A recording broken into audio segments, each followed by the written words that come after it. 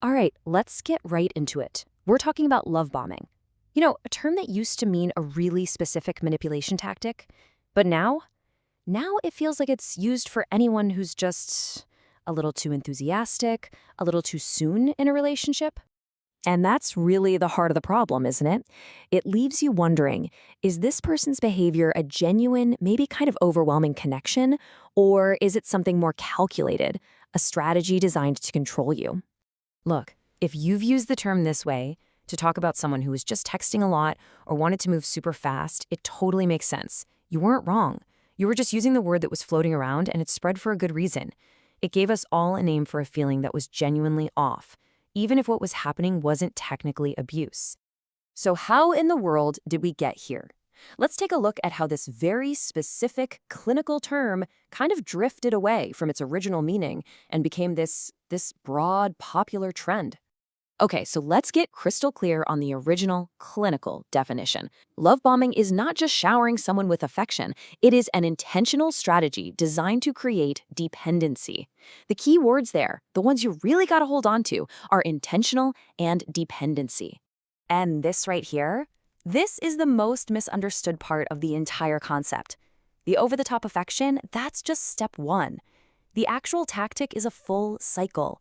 You get overwhelmed with affection, and then it's strategically pulled away, all to punish you or keep control. If that withdrawal part isn't there, it's not clinical love bombing. Period. When you see it laid out like this, the difference is just stark. The clinical meaning is about a deliberate control tactic, a whole cycle of abuse meant to make you dependent.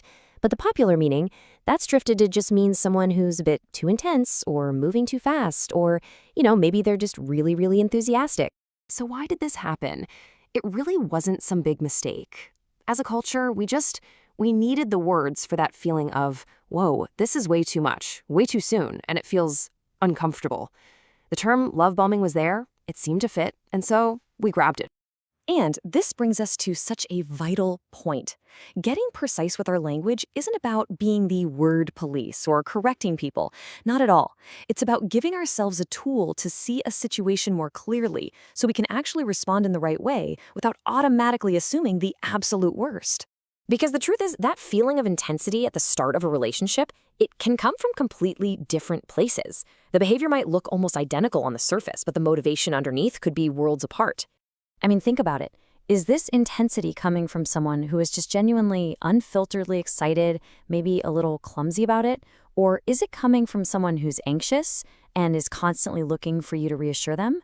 Or is it actually a predatory tactic meant to control you? All three of those situations can feel incredibly intense when you're on the receiving end. But only one of them is actual clinical love bombing. And being precise helps us tell the difference, which is absolutely crucial for figuring out how to handle it. So, okay, with that in mind, let's make this really practical. The real power move here is to shift your focus. Move away from trying to label the person and start just observing the pattern of their behavior. So before you jump to diagnosing someone as a love bomber, just take a breath, pause, and ask yourself, what can I actually observe here? What are the specific things they're doing, completely separate from any label I want to put on it?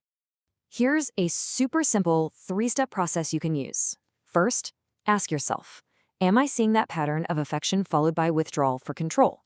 Second, test it. When I state my pace, do they actually respect it? And third, name what's happening. Describe the behavior, not the person. So, this is moving too fast instead of you are a love bomb. And that right there is the test. It's a simple, non-accusatory statement about your own feelings and your own pace. This is moving too fast for me. It's not a criticism of them, it's just you setting a boundary. And trust me, their response to that one simple sentence will give you all the information you need. Someone who's genuinely excited but maybe a bit clueless will probably apologize and adjust. Someone who's anxious might get a little worried, but they'll still try to respect it. But someone using a control tactic, they might get angry or dismissive or try to make you feel guilty. Their reaction is the data you're looking for. Okay, let's bring this all home and distill it into one small, totally manageable practice for this week. This is your checkpoint. And please remember, the whole purpose of this is not about being right or winning some kind of argument. The purpose is simply to get clear for yourself about what is actually going on. So here it is. This week, if you catch yourself thinking the term love bombing, just pause. Check for that pattern we talked about. Is there affection followed by withdrawal for control, or is what you're seeing just intensity without that manipulative cycle? Then, just to yourself, name the specific behavior you're observing. That is it. No judgment, no need to go correct anyone, just a quiet personal observation. The whole goal is just to build that muscle of seeing things clearly. And that leaves us with one final question to think about. What new information, what new clarity becomes visible to you when you stop reaching for the label and you start looking for the pattern instead?